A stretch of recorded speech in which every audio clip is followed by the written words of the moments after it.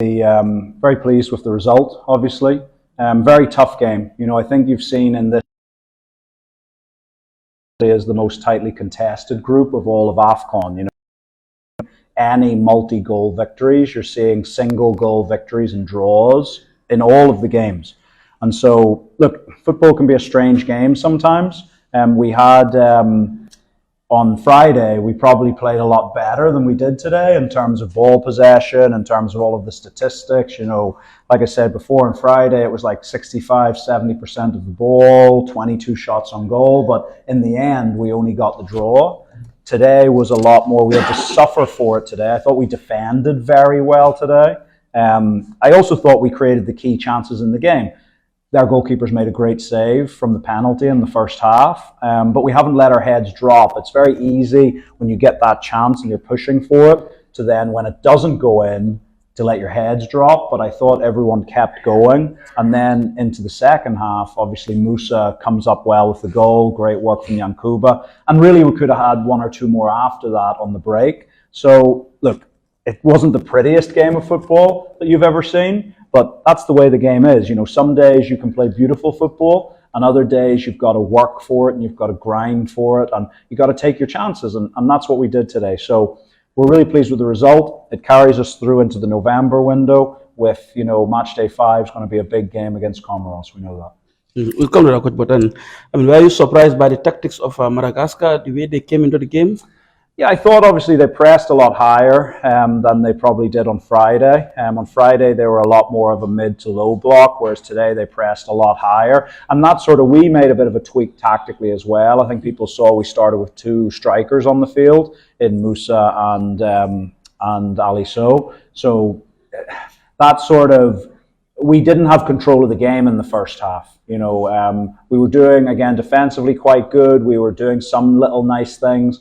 But definitely, I think Madagascar played a lot better today than they did a few days ago.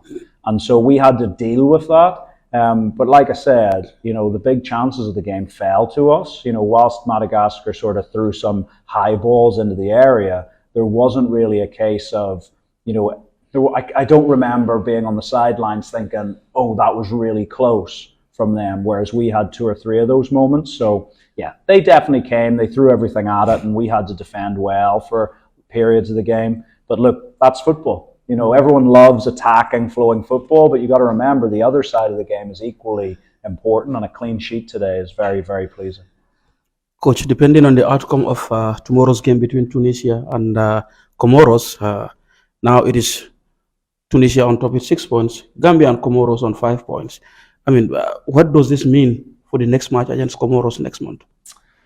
Well, look, I think regardless of the result in the other group game tomorrow night, it sort of leads you in knowing that we've got 2 big games. Because, you can't assume that just because historically Tunisia have been sort of the team that's been there, doesn't mean they always will. So, Comoros have had a really good result last week. Equally, they could have a good one tomorrow. And then maybe we're talking about the last group game against Tunisia being the big one. But we go into the final window knowing that our fate is in our own hands. It's in our hands what happens next. So if we go and we win, and, all signs are pointing to hopefully that we'll be playing at home finally in the next window. And really, I think the 12th man can be a big, big sort of just incentive for our boys to go and put a top performance on. So we're looking forward to it. It's time for the guys to go back to their clubs, but we'll start planning already. As of, tomorrow, the planning starts for the next 2 games. The 12 man you mentioned today, the Gambian community that was here really played a key part in this game. How crucial is home support when you are playing at home? Oh, it's massive. Look, I think when you're playing at home, and especially here on the African continent, when travel is very difficult for international football, playing in front of what is often a partisan home crowd, it's usually 100% of that team's supporters. And so, being able to play in front of that it can motivate your players to go further, but it can also maybe even have an intimidating effect on the opposition team. So, we've waited a long time to get back home. I think today, the supporters that were here for the Gambia who live here in Morocco, fantastic. The noise they made, the passion of it, it was fantastic. But we're looking forward to being in front of a full stadium of Gambian supporters, because I think it's not just going to be the 12th man. I think it might be the 13th and 14th man as well. Is there a hint that we could be going back to Banjul in November? Look, from what I've been told, there's a strong possibility. So we're just waiting on CAF to give the green light. But for us, that's what we want to be doing. We want that game against Comoros to be at Independence Stadium, and we're just waiting on CAF to give the green light. But we're positive.